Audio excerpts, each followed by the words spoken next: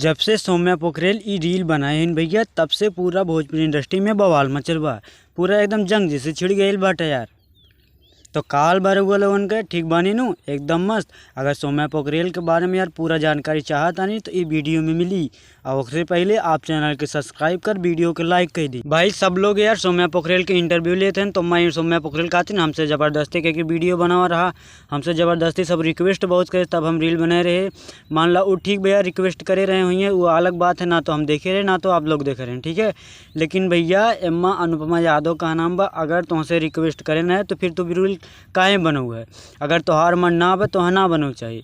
वो अपने ऊपर खुद कहें कि अगर हमार मन ना रहत भैया कौन डांस करता है, अगर क्यों हमें देख कुछ कहा है तो हम खुद सीधे मना कर दी है।